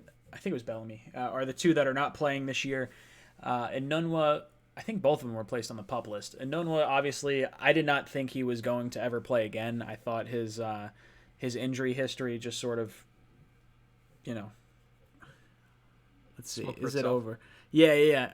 I'm getting some things over in the chat. Did the stream end? I don't think it did. I think it's, it looks like it's still going. Okay, cool. Sorry about that. I think in terms of receivers, I would like to see us add another receiver to replace Enunwa and Bellamy. Not so much Bellamy, but more so Enunwa. I'm hoping that, we didn't have him all of last year, so I don't think we're missing anything. I think we're going to be better than last year with our receivers. The worst thing for me is the cap hit for Enunwa, because I think we still get hit with his full cap hit even on the PUP list, but I just think he doesn't count against our roster space. So that's sort of a kick in the balls. I see some guys talking about Cager. Have you looked at Lawrence Cager at all? I haven't. Just looking at like what he did. He went to Georgia's last year. When you're not targeting, you don't have a lot of like stats which you don't have to rely on in college. Are you really going to translate? Like, I'll look into these guys. And a lot of people like, okay, Lamar Jackson, the corner they got, Cager. I like Huff out of all the undrafted guys. They think they're going to be great, but like every draft, like how many people thought Chad Hansen and Ardarius Stewart were going to be the number 1 and 2 for the Jets? Like you got to kind of realize what those guys are. If you hit on one of those guys who's going to be a role player, that's great. I think Huff's the guy who could make the impact, but a lot of people talk about Lamar Jackson. I looked at Lamar Jackson, and he is not athletic at all. And him translating to the NFL, I don't see it. I don't see Lamar Jackson making it. I haven't looked at Cager, but based on what I've seen from him, of the little bit I've seen from him, I don't think he's going to translate. Listen, like, yeah, he can win a jump ball, but if that's what you're relying on in the NFL, you're not going to be able to win jump balls as much in the NFL as you did with Georgia. I think the best undrafted guy that translates is Huff from, I think he went from Memphis, the outside linebacker, has that elite speed, that elite bend, but it's pretty raw. So I think if I had to bet on one undrafted guy, it's probably Huff. But Cager, listen, if Cager or the other guy, Campbell, I think is the other guy everybody's talking about. If one of those guys make it, great. If they have another Robbie Anderson, fantastic. I don't see it because Robbie Andersons are rare. The Snacks Harrisons are rare. They don't really come out a lot in terms of like being that highly productive for an undrafted guy. So I haven't seen much of Cager, but with saying that, I am looking into Cager, I am looking into Jackson, I am looking into Campbell, and I am doing Huff. So if I find film on those guys, I will be putting up reviews of those guys, and I will be completely honest, because last year everybody's love, and I'm not sure if it was yours too, Ryan, was Greg Dortch. If you go back and you type in Greg Dortch, Joe Blewett, I shredded him. I thought he was absolutely terrible, and what ended up happening, he got cut. So you can't just fall in love because, oh, well, the Jets drafted him, and I looked up a 2-minute highlight tape because I could put up a 2-minute highlight tape of me and you playing football on a field, and we could look great. Oh, yeah. Sure. Oh, look at, Ryan's extension, but it's really the film and what you do by a play-by-play basis instead of putting up 1 or 2 plays of a game, because I think average in NFL is 130 plays per game. So if you're playing offense 65 snaps, let's say the average, if you're putting up a play or two, not doing anything on the other ones, you're not doing much for me. So don't get too excited like Lamar Jackson. Don't see it, but I will look into Cager. Yeah, I think there's some interesting players. I agree. I think Huff is the one that I've heard seems to be the most interesting. The pass rusher from Memphis, I think. I just because the need we have at edge rusher, it's kind of seems like the most pressing thing for me. So I think I'd probably keep my eyes on him. Guys are saying Cager. Cager's a big dude. He's like 6'5" or 6'6", I think. I think he was. Yeah. What was he? He was Georgia. I think he was Georgia.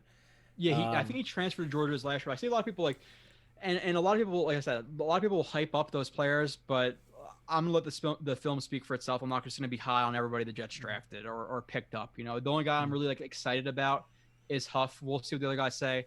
Lamar Jackson, the only reason people know him is because, and not Lamar Jackson, Ravens, Nebraska. It's because of his name. It's because of his name, and people did mock drafts, and he was commonly available in the 6th round or the 7th round. So like, he's a really limited physical guy, like really limited physically coming into the next level. So I don't see it, but we'll see. The film will speak for itself. I see a lot of people, oh, my Lamar Jackson, Cager's a red zone threat because we watched highlight tapes. Again, did you watch the film? How does he run routes? Does he manipulate hips? Does he create false steps? How does he do with his route stems? Does he have different releases? How does he do in his route breaks? Just because he could catch a ball or two over his head against a no-name school or even an LSU once a game doesn't mean he can do it in the NFL. So I see some comments in the chat. Steven asks, Ryan, are you guys doing the panel tomorrow night? That's a big negative. I'm taking a little bit of a break from the panel for a little bit. I just started back up with work, so I'm going to focus on this for a little bit, and then we'll go into a little bit more of the Talkin' Jets stuff as a little bit more news and things get closer to the season, I think. But we'll see. I like doing it. And Joe, I hope you would like to join us on the Talkin' Jets panel at some point. Yeah, I'll definitely jump on for one. It all depends on the work schedule. Unfortunately, well, not fortunately, unfortunately, I don't have a 9-to-5 job. My schedule changes quite often. So yeah, I would definitely join for one, and we talk some football for sure.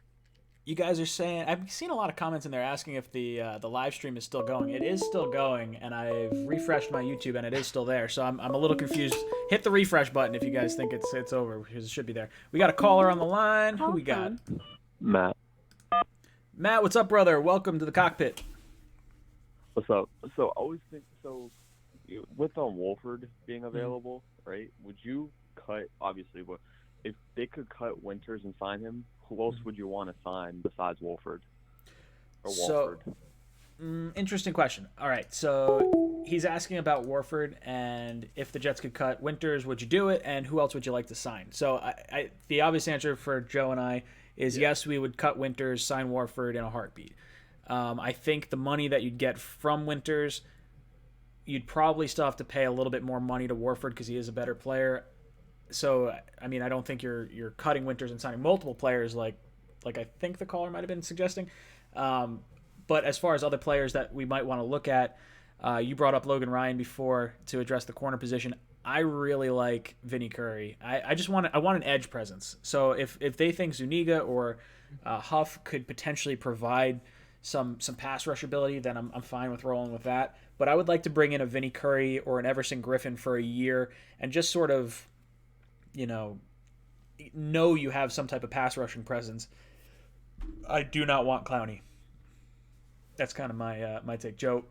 Yeah, it's So in terms of like what I want, obviously, yeah, I want Warford. If you can cut Winters and sign Warford, and apparently today it was the rumors going around that he only wants $7 million per year, I would be willing to pay 9 or 10 because of Sam Darnold. Again, it's all about Sam. So Warford's my number one. I think even though corners probably in terms of the actual team is a bigger need, but I think because of Sam, depth receiver is like my number two. So Warford and the depth receiver, I'll be pretty happy. Now, if they don't get Warford and you add a depth receiver, I think it's really I think that edge rushers the thing I want the most, but at the same time, I think because of Greg Williams and his packages, he could disguise the lack of an edge rusher more than he can hide the corner need. So on offense, I want the offensive line still. I still want a depth receiver. Defense, yeah, I would love an edge rusher, but like Vinny Curry, I agree with you because he's a guy who doesn't come in for a ton of reps, but on third downs when it's 3rd and 10, third and throwing situations, he's still effective even at an old age. So if you can sign him for a year or two and address it in the future, then fine. But if I had to choose one or the other on defense, it's corner, because corner is not going to be as easy to hide because it's just not the way the passing league and all that stuff is happening now. You can't really hide a corner if you can't play man, if you can't press you, if you can't press in cover two, if you can't play cover three and bail. He doesn't have the hips, he doesn't have the athleticism, he doesn't have the smarts, and he can't read 2-1, 1-2, whatever it may be. It's hard to hide in this passing league. So I think corner is the bigger need. So Warford, one receiver, no matter what. I want a depth guy. If it's not Warford, I want a Logan Ryan for sure. I think he's a really, really solid number two. Super physical guy who can blitz, a guy who will get in the face of receivers even at a smaller size, and that's the guys that Greg Williams wants. So I think he fits with the Jets defense, no matter how many people think he plays man. Listen, zone can look like man sometimes. If it's a match 3, it looks like man, but it has zone principles. So they're very similar. when you're just watching on like broadcast or whatever. But Logan Ryan is a zone corner. The Jets would like to run more zone. That's what Greg Williams likes to do, and he fits well. I think he could play more outside than Poole can, because he's a little bit smarter than Poole is in terms of like his reads and things like that. Poole is a little bit erratic in that fashion, especially looking back at the Falcons film. So I would say Warford one, receiver no matter what, and then Logan Ryan probably two. MN, thank you for the super chat. He says, my last question, Joe's take film of backup quarterback. It says pick at the end. Backup quarterback. Okay, so what do you think of James Morgan? I haven't watched him yet. So I did back then. I'm still have to do all 22 angles of him. I did Mims. I did Davis. I just did Zuniga. I'm doing a show on Zuniga tomorrow, and I'm doing P. Ryan. I finished him up. I'm just posting it now. The next show will most likely be on Hall, and then back then, and then Clark, and then Morgan. I don't think a lot of people want to see Morgan. But in terms of the actual pick, I had a feeling the Jets were going to address the backup quarterback position. It seems like a lot of their picks, they're taking the swings on the higher upside guys like Becton versus Wirfs, or Mims, I think, was the best receiver no matter what. But like Ashton Davis, high ceiling. Zuniga, injuries, but a really high ceiling. Morgan, not as safe as Fromm, but a higher ceiling than Fromm. So I think he has the arm. He's not necessarily an athlete in terms of like Lamar Jackson running, but he has a cannon of an arm. So I think he has the athletic ability to do it.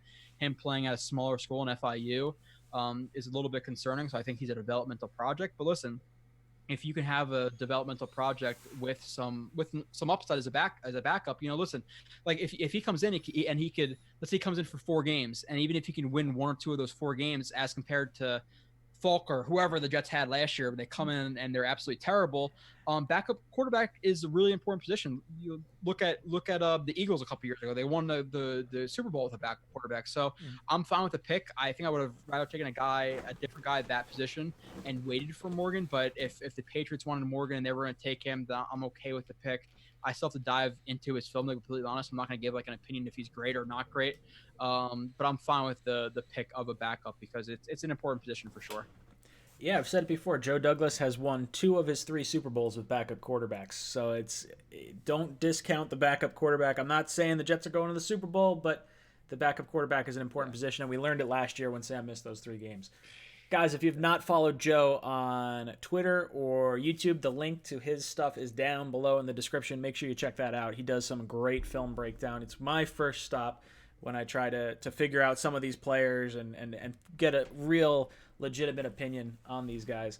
And if you have not entered yourself in to get into the raffle for tonight, down in my description there's a link to my Twitch. All you have to do is just follow me on Twitch, and then I'll raffle it off. There's not too many. I think we only got 24 people that are entered into the raffle right now. So if you want a pretty good shot to get something, that would be where you could do it. So follow me on Twitch, get yourself entered, and then in about 20 minutes I'll raffle off the shirt, hat, or mug.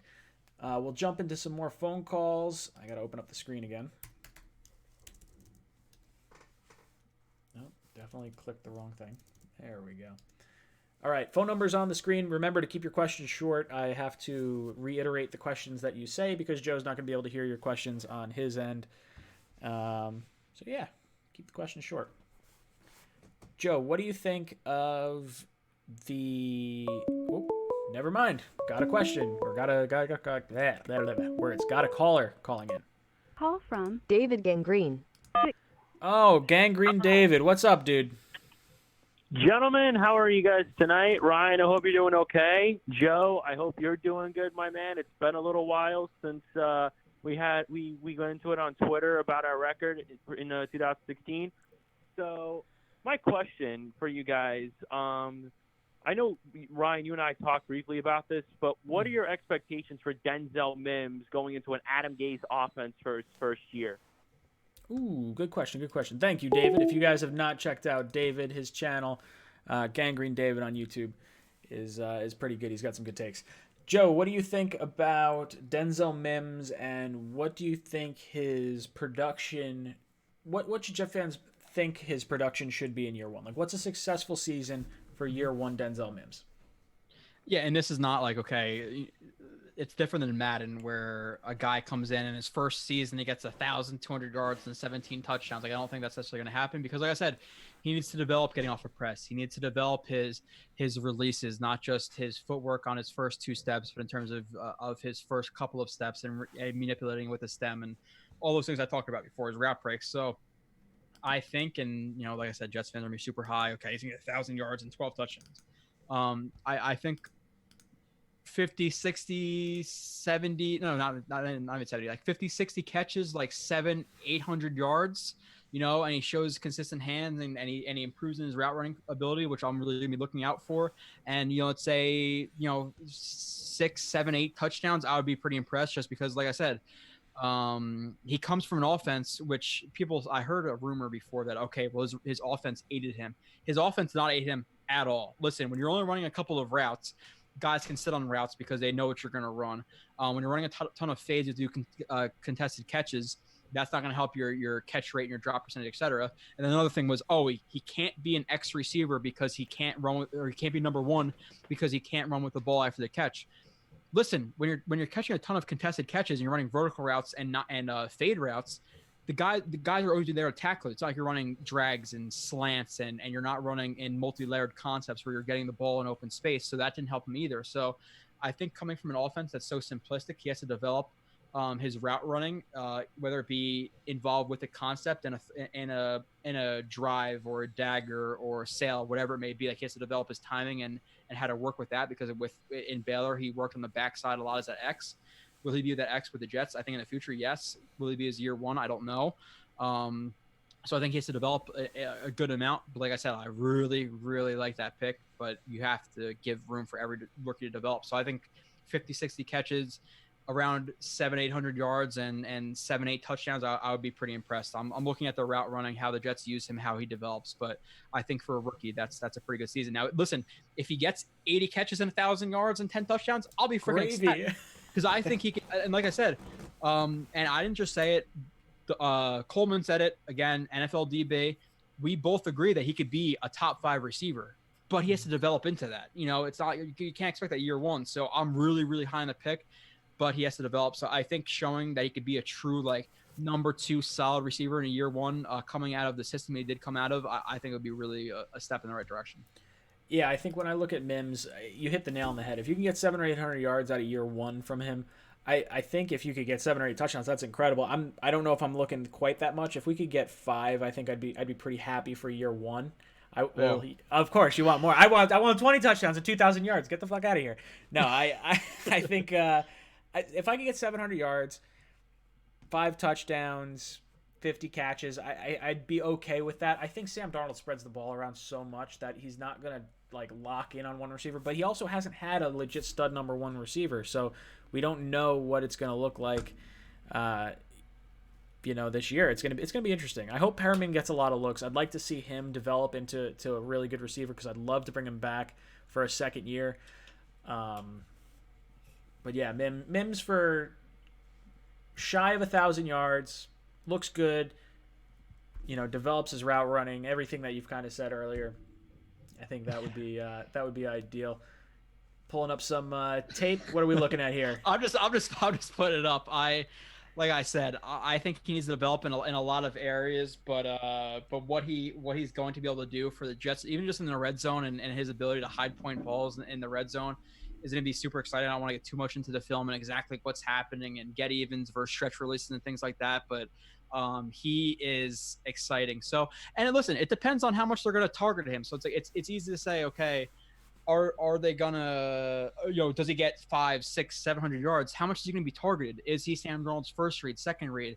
Is it going to be more Le'Veon Bell splitting out of the backfield? Is it going to be more Crowder? How much is Herndon involved, involved in the offense, and how much has he taken a step up? Because listen, a lot of people forget about Herndon. Herndon's rookie year as a tight end was really, really good. Like, he was the best tight end out of that class and how he produced. So they have weapons. So is Mims going to be targeted as much in year 1 as he will be in year 3? No, and he has room to. He needs to develop. So I don't think it's necessarily about stats. I'm not a stats guy.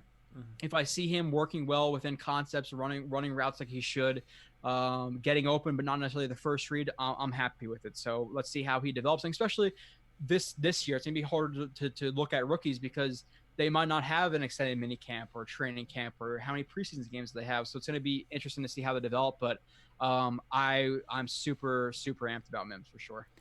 Yeah, I think you mentioned it briefly with Herndon. I loved Herndon when we drafted him. I was in a dynasty league, and that dynasty team. Don't ask me how it did because I wound up losing everything. I'm in a dynasty too. Mims is going pretty early for me. Oh my god! So here's what happened in my dynasty league. Before I get into the whole Herndon thing, my team wasn't very good. I had a lot of injuries the 1 year. Then I go into the next year. So Alex Smith has a broken leg. I had Andrew Luck. Andrew Luck retires. So that my T.Y. Hilton pick that I had is no good anymore. I was like, all right, great. And then I have Gronk retires, and like literally just my entire team just fell apart. So now I'm sitting at the bottom of this friggin' dynasty league, and I'm like, I just got to make a move. I have Zeke Elliott, but that's all I got. I was like, I just got to rebuild. I got to take a bunch of first-round picks. I'll get whatever I can. So I package everything together. I throw Zeke in with a trade. I get a first-round pick. I get a bunch of players, and then the other key chip to this trade was Antonio Brown. And Antonio Brown is out of the league. I'm like, oh! Yeah. I wound up, so I sold the team off. I wound up, I got out of that league because it's like, how much is it? I think it's like $250 a year for this league. And I'm like, I'm going to spend like $1,500 before I could finally get good because you draft 3 rookies a year. But anyway, I took Herndon in my third round of that rookie draft the first year I did it. And I love Herndon. I really like what we saw out of him. I was really bummed we didn't get to see him much last year. I think he's going to be Sam Darnold's favorite target. We've seen Sam really target the tight ends between Griffin and Herndon the last 2 years. So I think this Jets offense is way better than, or maybe not way better, but the weapons aren't as bad as people on the outside of like the Jets fan base probably believe it is. We have 2 good tight ends. You have Bell. I could see Bell and Gore both being on the field at the same time, like Gore behind Sam and Bell like runs out to the slot and now he's out in open space. I like Perriman. I think a lot of fans around the league probably like Perriman as far as like a gamble of a receiver. Yeah. And then Crowder's fine. I like him in the slot. I think Mims is going to be exciting to watch. And yeah, I think the Jets offense is going to wind up being better than what we all originally thought. The problem with the Jets offense last year was, one was injuries. Even the offensive line, which was so bad to start the year, you saw a ton of injuries. So yeah. I think even if you just gave Darnold the weapons he had last year, even without Herndon or whoever because of injuries, if you just gave him a decent offensive line last year and not the lowest snap to throw percentage, being hit in the NFL, you're going to see a big jump up. Now you see him with a average to below average offensive line with Herndon back, with Le'Veon Bell, who, listen, if Le'Veon Bell's a better line and instead of being 2nd and 11, 2nd and 10, 2nd and 9, he even gets 3 yards and now it's 2nd and 7, you open up your playbook more. And now instead of 2nd and 7s, then now you have 3rd and 5s and 3rd and 4s instead of 3rd and 9s and 10s. You get to do a lot more.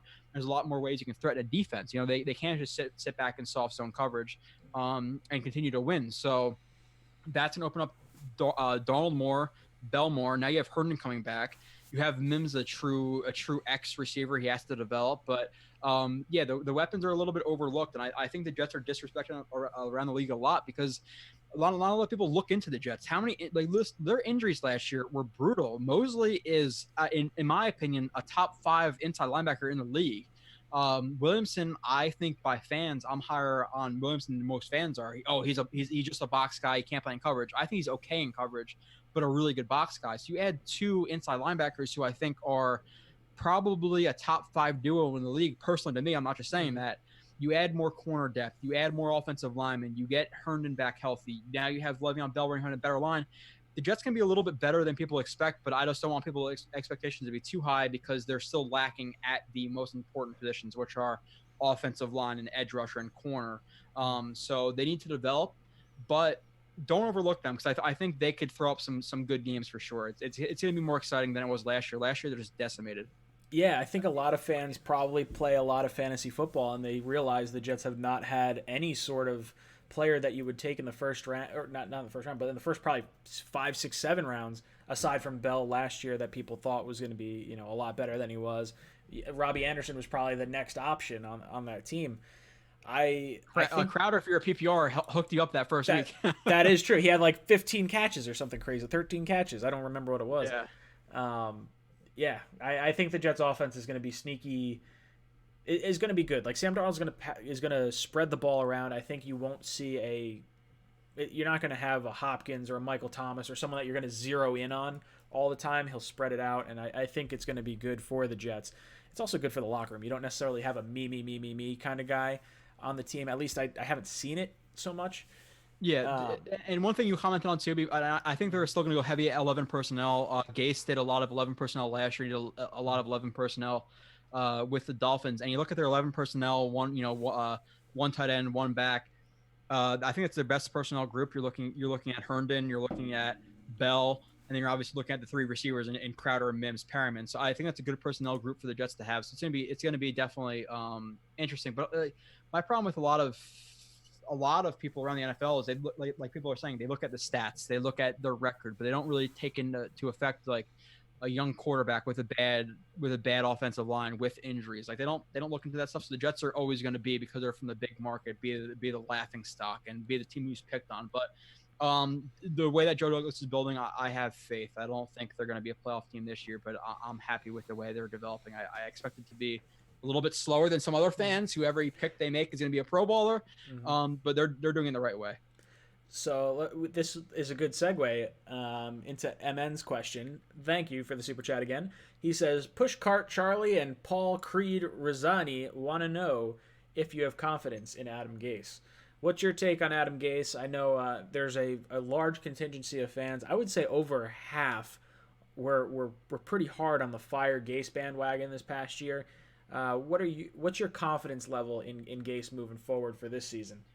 Yeah, and to address, I see a lot of stuff in terms of the Quinnen Williams stuff in the chat. I just want to address that quickly before I even get to the Gase stuff. Quinnen, if you look at his stats, he was used as the penetrator or the picker in a lot of stunts, which you're basically used to hold up double teams. Like you're being used to hold up double teams and to hold up loopers. So if it's a TT stunt, you're trying to crash into the guard and the center, so the other 3-tech, 1-tech, 2-tech, 2-eye, whatever could loop around. So he was being used a lot to eat up blockers last year. So don't Quinnen. I think we talked about this last podcast that we did. Oh yeah, Quinnen will or stream whatever. I guess it's not technically a podcast. It's a video podcast. We'll call it that. Whatever. So don't overlook Quinnen Williams. Quinnen Williams, his Alabama tape was elite. It really, really was. His technique, it wasn't just about physical capabilities. His technique was elite. Technique translates. I'm hoping that he could be used as more of a one-gap penetrator than he was a two-gapper next year. So don't overlook him. That's all I have to say about that. I see that a lot. Now, Gase, my problem with him when he came to the Jets was that I think he had good concepts. Again, I keep saying it. I was doing it with an NFL DB who played in the NFL. We will look at concepts, and he said before watching some concepts, that he didn't even know how to defend certain concepts, even if he knew it before the ball was snapped. So there was plays that he put out there that he wouldn't know how to defend with cover 3 or 4 or 1 or man or robbers. Like he didn't know how to defend it. Because of how complex it was. So I don't think his problem is his play calling. I think he's a smart guy, but he tends to get too sporadic where he, instead of just beating guys with certain concepts, he likes to mix the bag up a lot to show how smart he is and how many concepts he can run, where he should stick to more concepts that he's been doing really well with. So I think that's a problem where he tries to get too fancy. And I also think that it's not really on the field stuff. It's the problem in the locker room. It's the problem with Enunwa and KO and all these guys who's having issues with. So I don't think it's actually on the field stuff. I think it's more the behind the scenes, him being a little bit too cocky, him being, excuse my French, but an asshole. So I think that's the problem with him more than it is on the field type thing. Because listen, nobody was happy with Adam Gase last year. I want to see any coach in the NFL produce with a third string quarterback whose issue in college was his ability to handle pressure behind the worst offensive line in the NFL in both run blocking and pass blocking. It's an impossible situation. So he was put in a really bad situation last year. I wish he would have done some things differently. I don't have a huge issue with him calling plays in the field. It's more of all the other stuff that comes with the head coach in terms of managing the locker room and things like that I have an issue with. So I think if you give him a good offense, he will be successful. And people will point to Miami. Tannehill, say what you want about him in Tennessee. I had a whole show dedicated to Tannehill and the offense on YouTube. he missed tons of open guys, and he missed tons of read that I put on film. I'm not just saying it's there. You can see it for yourself. And with that, he was missing Tannehill for like half the games he was coaching. So that's an issue. Now I'm not completely absolving Gase, but I think he's a great coach, and he's Sean McVay, who, by the way, struggled with the Rams this year. But I don't think he's as bad as people think he is. Now, he wasn't my number one. I wanted to rule over him. I wanted Monken over him, but he's not terrible. And that's not a normal take to have, but it's my true take. So before I answer this question, if you've not followed Joe, his links are in the description down below. His YouTube channel, Jets X Factor, as well as his Twitter page. He's a good follow. He knows a ton about the technique side of football, and he could really give you a ton of information. And also, if you want to get entered into the raffle for tonight, you got about 10 more minutes to enter into this. Down in the description below, there's a link to my Twitch. All you have to do is follow me on Twitch. We got 27 followers right now. 27 followers. So follow me on Twitch, and you get yourself entered to win a hat, shirt, or mug from the Jets Talk store that I'll be raffling off towards the end of this video. So when we talk about Adam Gase, I've said it before, he was not the coach I wanted. I would have preferred McCarthy over him. I would have preferred Rule over him. I wasn't on the McCarthy train. What was that? I wasn't on the McCarthy train, but Rule and Monken are guys I wanted. Yeah, I like Monken. I like Rule. I was on McCarthy's train just because I felt like the Jets needed some type of bigger personality, where maybe not. Maybe you don't need it, and Rule has had the proven track record of pulling Temple from the ashes, pulling Baylor from the ashes, and now he's going to go and probably do a really good job in Carolina. But I will say this. I don't think there's any head coach that could have come in last year and succeeded with the Jets with $80 million on the IR, with Sam Darnold and mono, with everything that kind of went on. It just sort of everything went against the Jets. Now, I agree 110% with you, Joe, with Gase's personality, and that's what kind of rubs me the wrong way. The issues with Enunwa, the issues with Osemele, as well as just it seemed like a very stubbornness to him when using Le'Veon Bell. Like, you knew Bell was better out in space, and especially in the Bengal game where you're running them right up the gut every single time into the strength of their defense, and you know it's not going to work. It's idiotic. And it feels like he's trying to outsmart everyone, and I wish he would kind of swallow his ego a little bit and just... You need to simplify things. Exactly, yeah. And maybe we see more success out of this team because we bring in more captains, guys that might study film a little bit more, that might understand where they need to be on a given route or on a given play. And Sam in his second year, I believe, I think Sam is significantly better than what Tannehill was. And I forget when Gase went into Miami as far as Tannehill's year progression. I want to say Tannehill was in the league at least 3 years before Gase got there. So I did not realize that Tannehill missed a lot of wide open guys. So that's obviously scheme with Gase. So the guy's smart. I mean, when you have players, and this is sort of where I fall in this, when you have players like Peyton Manning who are vouching for Adam Gase, and you have Frank Gore who has followed Gase now to the Dolphins and to the Jets, who he started that relationship back in 2008 with the 49ers. Demaryius Thomas coming in, and granted that was a trade, he didn't really have much of a choice in that, but he spoke very highly of Gase. You start to see it and you're like, all right, well, maybe he's not the bad guy that we all kind of thought he was, or that a lot of fans wanted to paint him to be. I was never on the, well, I shouldn't say I was never on the Fire Gase train. There was a part of me after I think it was the first Miami game where we just got dismantled. It did not look good. And I was like, this team looks like it gave up. This is going to be the start of just a landslide for the rest of the season, because that's just how the Jets play. And they turned it around. They played better than they did, so I ate my words on that a little bit. But I think Gase was never going to get fired last year. The Jets have never fired a head coach midseason. He's not going to get fired midseason, even if he's doing bad this year.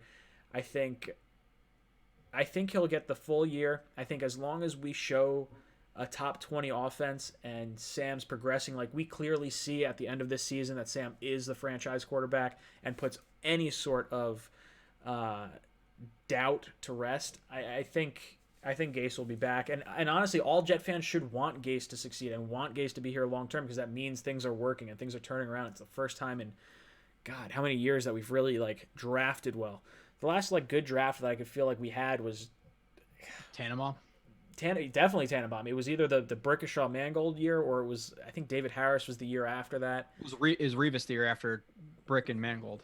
Yeah, well, didn't Revis was first round? I think Harris was second round, but I don't know if they were the same year. That's the only thing I'm not too sure. I'm not sure if he was a second round pick in either Mangold's and Brick's class, or it was the next year with Revis. I forget.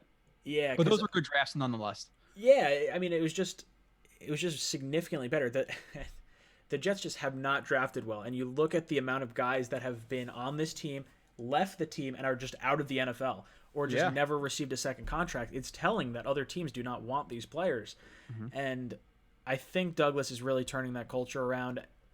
Again, it's going to take you probably 2-3 years to really start grading his drafts, everything. But from a visual perspective, I can see that this draft seems to have made more sense than some of the other drafts that we've seen recently. Like, as much as I like May and as much as I like Adams, selecting Adams in May's been on the clock since 2017. You knew he wasn't going to be signed long term if they're drafting Jamal at 6 overall. So that pick to me was like, I don't know. I didn't love it. I don't hate May. I just was very confused by double dipping. It's not addressing offensive line. Like the highest pick he spent on offensive line was Shuma Odoga. It's not addressing it in free agency. It's not addressing cornerback ever. It's not addressing edge rusher ever. So there's so many times where he really just didn't care about the positions that actually matter. So McCagnon was trash. Just go through all the drafts the Jets have had, and McCagnon made some good moves, like trading late round picks for this guy or that guy. I'm not going to go through it all now, but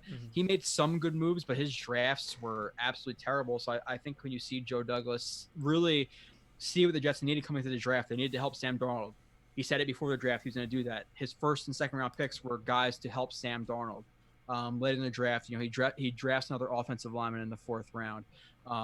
So I think he is trying to help Darnold, and that's what McCagnon didn't really care about. You'd think that drafting a guy with a number 3 overall pick and surrounding him with talent, whether it be through free agency or the draft, would be a priority, and it wasn't. So this roster has a lot of work to be done in years coming. Even though I think it's over or underrated by the media around the NFL, I still think it might be overrated by Jets fans, where I think they have a lot of talent, but like I said, they need talent at the most important positions, which they don't have.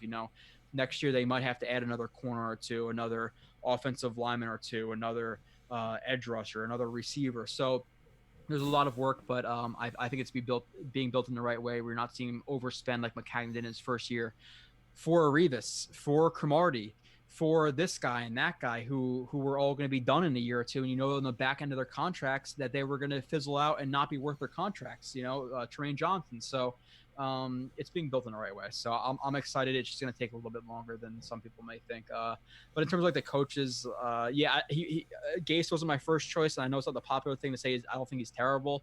But I just think based on his concepts, again, it's all there. Proof is in the pudding on YouTube. He's a narcissist at times, and he's a little bit of an asshole, but I think his scheming, there's definitely capability there. So that's going to be interesting to see if he starts to get less kind of stubborn, where, like I said, he likes to do too many concepts, where he should stick to the 4, 5, 6, 7 that work and keep building off of those. Like a lot of coaches do, like Sean McVay. So I think he needs to keep doing that and build a better relationship with guys in the locker room. But if he can do that, he could be a good coach. I think it's going to happen. Probably not, but I don't think he's going to be fired after this year. I think, or he could be fired after this year. I don't think he's going to get fired midseason, I should say. If Sam Darnold doesn't take the steps in the right direction, if the Jets are still a bottom offense in the league with the talent that added, he's going to be fired. My worry with that is now you're on year 4 of Sam Darnold, and now he's going into his 3rd offensive system in 4 years. So it's not a good. Then you, at that point, you wasted all of Sam Darnold's rookie contract. So now you have to sign him to, if he proves the next year or two, then you're signing him to 35, 36, $30 million, whatever it is, high salary cap, a lot higher number than it is now. So now you wasted his contract. Now he has another coach. So it's gonna be a really tough situation. So listen. I'm hoping it works out for Gase. It's a huge question if not, if it will. So it's a big question, but he's not the worst coach in the NFL in terms of his actual scheming. Yeah, you touched on it right there. I am terrified to have Gase fail, because if Gase fails, you wasted 4 years of Darnold. It's all the cheap years of Sam's career, which is when year 3. Yeah, that's just it. Teams do not win with quarterbacks on big contracts, and I thought it was pretty cool. Was it the VP of the Cowboys, maybe? I don't know if you saw this. he said something along the lines in regards to Dak's contract that we've been doing our research on quarterback contracts and the amount of cap space they allocate and the amount of wins that team has.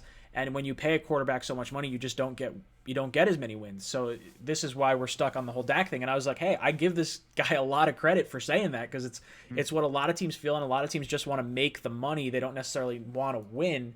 And when you kind of put it in that sort of realm, I think the closest quarterback on a big contract to win, Matt Ryan was on a pretty big deal. I think Peyton Manning was on a pretty big deal when he won, but he won, and it wasn't like it wasn't like because of him that they won. It was that defense because they won.